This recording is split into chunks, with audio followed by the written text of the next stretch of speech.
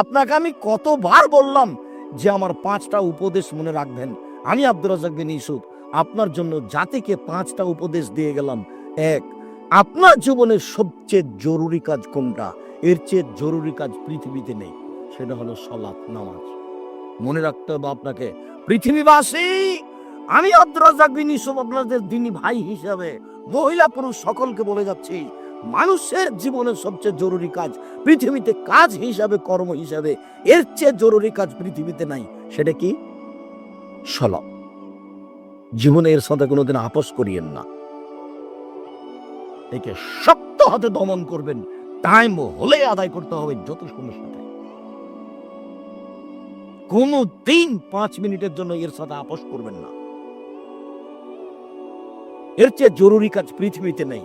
দুই, দ্বিতীয় পৃথিবীতে জরুরি কাজ হালাল রুজি। আপনাকে আমি ব্যাংকে লোন নিয়ে ব্যবসা করতে বলিনি, কোনোদিন বলিনি। চকলেট দিয়ে ব্যবসা করতে বলেছি, তাহলে লোন নেওয়া লাগবে না। চকলেট দিয়ে যদি আমি ব্যবসা করি তো লোন নেওয়া লাগবে না।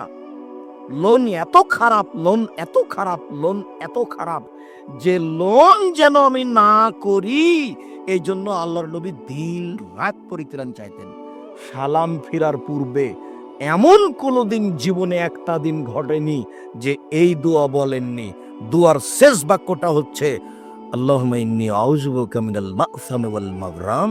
তোমার কাছে বাঁচতে চাই বড় পাপ হতে, তোমার কাছে বাঁচতে চাই ঋণ কর্য হতে, তোমার কাছে বাঁচতে চাই বড় পাপ হতে, তোমার কাছে বাঁচতে চাই ঋণ কর্য হতে, তোমার কাছে বাঁচতে চাই বড় পাপ হতে, তোমার কাছে বাঁচতে চাই ঋণ কর্য হতে। এই বাক্যটা না বলে তিনি কোনোদিন সালাম ফিরেননি। এ কথা আয়েশা রাদিয়াল্লাহু তাআলা আনহা বলেন, হাদিস বুখারী মুসলিম। আর আপনি ব্যাংকে চাকরি করেন, এটাই খারাপ। আবার আপনি 30 লাখ টাকা লোন নিয়ে বাড়ি করলেন, ছেলে মেয়ের জন্য রেখে চলে গেলেন, আর জাহান্নামের যা মরার সাথে সাথে আপনাকে কবরে গুতাইতে লাগলো। আপনি একটু কিছুই বুঝলেন না, হুঁচলার মতো দিন কাটাচ্ছেন। চাপানে ওদের ভাষাতে যে বুদ্ধি দিয়ে কাজ করেন ওকে বলে হুঁচলা, মোটা বুদ্ধি। একটু বিবেচনা করতে হবে না? এমনি তো বোকামির পৌঁছে ব্যাংকে চাকরি করতে গেছেন। আমি তো বলেছি এই বাংলাদেশের মাটিতে এমন কোন ব্যাংকিং ব্যবস্থা নেই, এমন কোন ব্যাংক নেই যেখানে চাকরি যায়। দেখি কোন মায়ের বেটা প্রমাণ করতে পারে।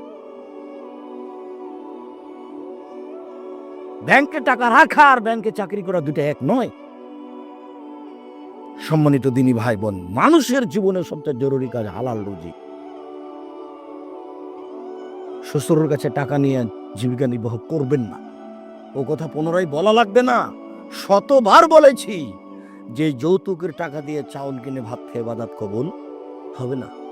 ভিক্ষা করা টাকা দিয়ে চাউল কিনে ভাত খেয়ে ইবাদত কবুল হবে। আমি ভিক্ষা করবো কেন? আমার গায়ে শক্তি আছে, কাজ করে খেতে পারি।